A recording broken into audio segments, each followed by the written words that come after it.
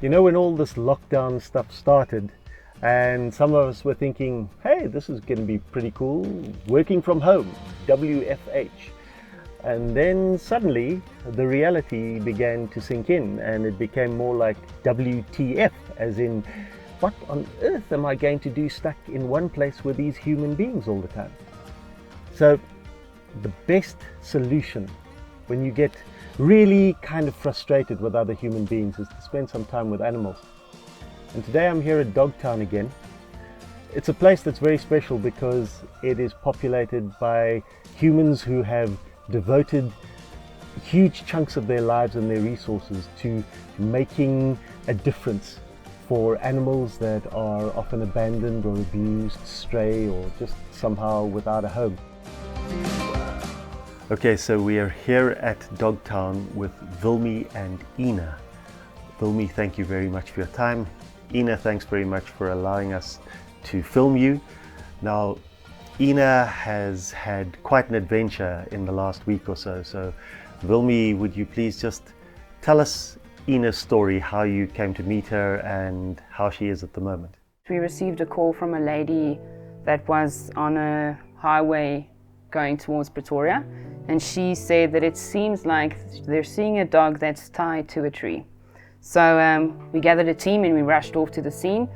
And once we got there, we realized that Ina was actually tied to a tree stump with her front leg and her back leg tied to it. We managed with some time and patience to get her into the crate and rushed her through to Fourways Vet.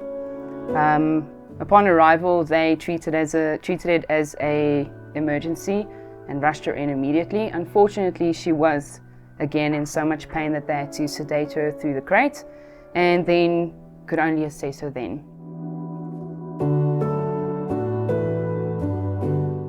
Ina needed an amputation of the front leg, and the back leg we could just treat as an open wound.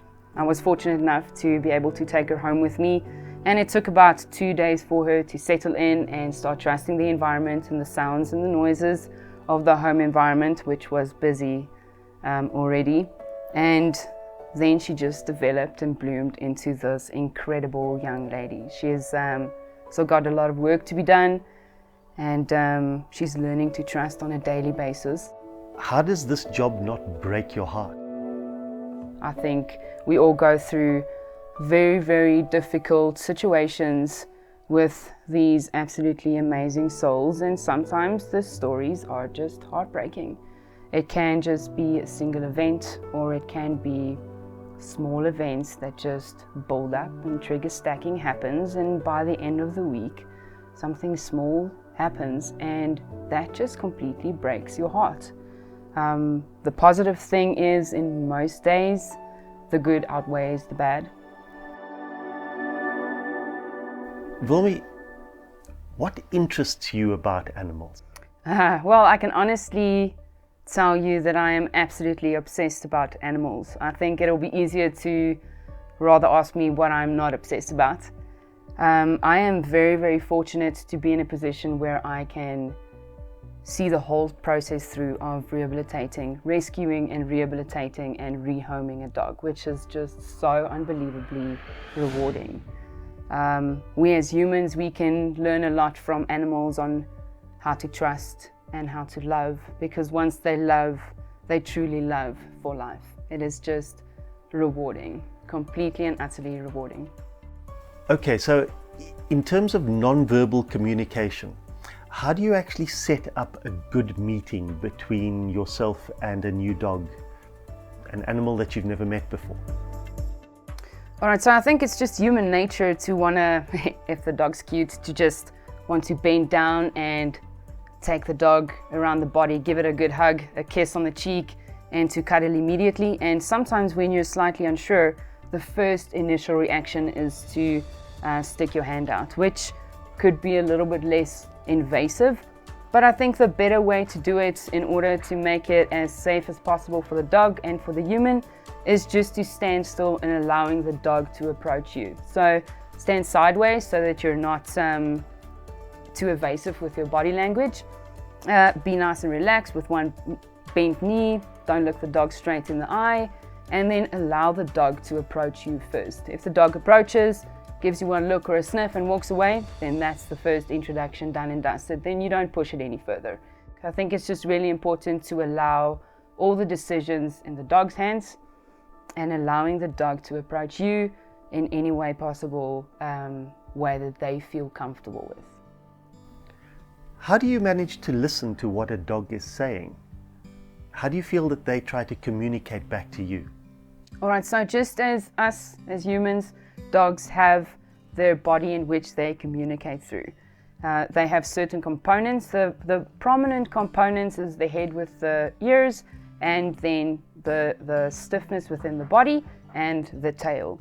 So it is important to not just only look at one component, but the whole body as a whole. So if you see a dog approaching you and its tail is wagging, you need to consider the whole body instead of just looking at the tail. What tone of voice do you use when speaking to animals? What works the best? All right, so I think in all cases it is just really important to be as natural as possible, but to include a softness to your voice. A softness and a calmness. And then I think it's truly important that when you do meet a cute dog, you have to just speak in a tone of voice like this. It is just absolutely impossible not to do that as well. I find it compulsory. So, what has communicating with animals taught you about communicating with people? Right, so it has truly taught me to also consider body language. I think sometimes in a conversation, even if the conversation gets a little bit heated, we get so lost in the words that are spoken that we forget about our own body language and the body language of the other people involved in the conversation. And it's really, really important to watch the body language, see how it's changing within a conversation, and then also for you to reciprocate the body language as well. Once again, thanks so much. Thanks for your time.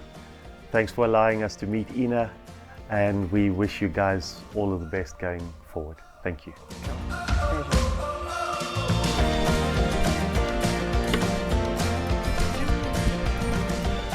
Okay, that's it for our time at Dogtown.